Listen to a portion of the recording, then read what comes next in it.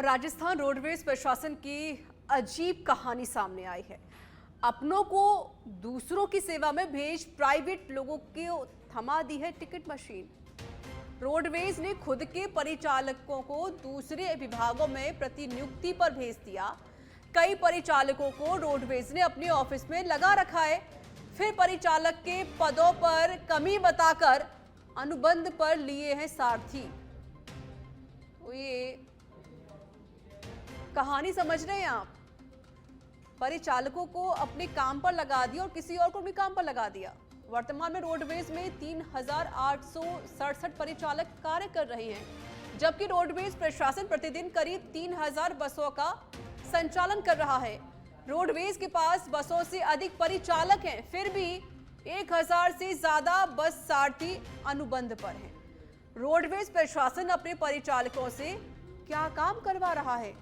जो काम उनका है वो काम तो करवाया ही नहीं जा रहा। यात्रियों से बिना टिकट दिए ले रहे पैसा अपनी जेब में भर रहे हैं। और ऐसा अक्सर देखा भी जाता है कि यात्रियों से पैसा लिया जाता है लेकिन उनको टिकट नहीं दी जाती है। कई मामले सामने आने के बाद भी गंभीर नहीं है रोडवेज प्रशासन। क्या परिवहन मंत्री और विभाग रोडवेज के भले पर ध्यान दे रहे हैं?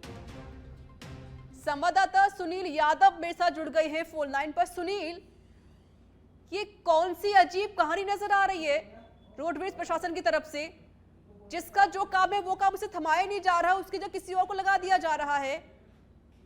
बिल्कुल ऋचा, देखिए कि ये काफी जो गैर जिम्मेदाराना रवैया है वो रोडवेज प्रशासन का, विभाग का यहाँ पर नजर आ रहा है। क्योंकि अगर राजस्थान रोडवेज की बात करें तो पहले इसमें स्टाफ की कमी है, लेकिन फिलहाल अगर बात करें राजस्थान रोडवेज में करीब करीब 4,000 के आसपास जो कंडक्टर यानी 3,867 कंडक्टर कार्यरत हैं और लगभग 3,000 राजस्थान रोडवेज जो बस है उनका संचालन कर रही है। इसके बावजूद भी 1,000 से ज्यादा इनकी संख्या लगभग 1,300-1,400 के आसपास है जो प्राइवेट लोग यानी बस सारथी कॉन्ट्रैक्ट पर ले रहे हैं, उनसे परिचालक का काम यानी कंडक्टरी का काम करवाया जा रहा है। जबकि अपने जो खुद के जो परिचालक हैं राजस्थान रोडवेज के सरकारी परिचालक हैं उनको या तो किसी अन्य विभाग में डेपुटेशन पर भेजा हुआ है या फिर जो रोडवेज विभाग है अपने जो ऑफिस हैं ऑफिस के काम में उन परिचालकों को लगा रखा है। गैर जिम्मेदाराना जो ये रवैया है वो इसलिए है कि जो प्राइवेट लोग हैं यानी बस सारथी है कॉन्ट्रैक्ट पर, ये जो रोडवेज को चपत लगा रहे हैं, चूना लगा रहे हैं। क्योंकि पिछले दिनों कई ऐसे मामले सामने आए हैं जिनमें देखा गया कि अगर 50 यात्री बस में सवार हैं तो महज 15 से 20 ऐसे यात्री थे जिनके पास टिकट मिली थी।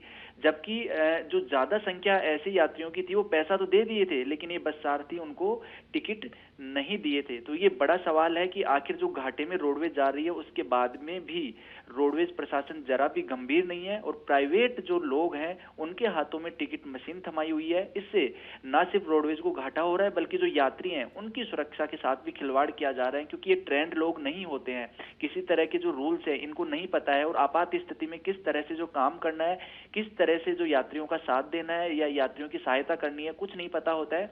बावजूद इनको ज्यादा से ज्यादा भर्ती कर रहे हैं, जबकि अपने लोगों से दूसरा काम करवा रहे हैं, दूसरे विभागों की सेवा में लगा रखे हैं। तो जरूर इस पर रोडवेज प्रशासन को ध्यान देना चाहिए। ये सिर्फ गैर जिम्मेदार बात ही नहीं है, एक बहुत बड़ा जो कमी है राजस्थान रोडवेज प्रशासन की वो यहाँ पर नजर आ रही है।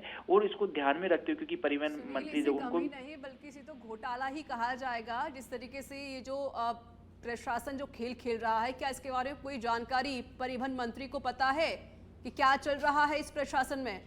बिल्कुल, देखिए रीचा, जो भी विभाग होता है उसकी हर एक जो पता होना चाहिए। अगर नहीं है तो ये शायद अधिकारियों की और मंत्री जो खुद इस विभाग को देख रहे हैं उनकी कमियां हो सकती हैं। क्योंकि जो परिवहन और खास तौर पर रोडवेज को अगर बात करें तो ये हर एक जो आम इंसान है उससे जुड़ी हुई चीज है, तो इसके लिए बराबर मॉनिटरिंग है वो होनी चाहिए। अगर नहीं है तो ये भी एक बड़ी चूक है, इसको लेकर गंभीर होना चाहिए। क्योंकि यात्रियों की जो सुरक्षा है, सुविधा है, उसके साथ ही साथ रोडवेज को अगर फायदा पहुंचाना है, किसी तरह का अनियमितता नहीं आए। क्योंकि ये सीधा सीधा भ्रष्टाचार है। अगर कोई बस सारथी है वो पैसे लेने के बाद भी टिकट नहीं दे रहा यानी अपनी जेब भर रहा है, तो हो सकता है कोई इस पर कोई नेक्सस काम कर रहा हो, कोई गिरोह काम कर रहा हो कि बस सारथी को इतनी पावर्स दे रखी हैं, वो रोडवेज को चूना लगाकर अपनी जेब भर रहा है। तो इस पर जांच भी होनी चाहिए और जो अपने जो कंडक्टर हैं उन कंडक्टरों को वापस यानी परिचालकों को वापस से सभी बसों में लगाया जाना चाहिए, डेपुटेशन खत्म होना चाहिए और बस सारथियों को कम किया जाए या फिर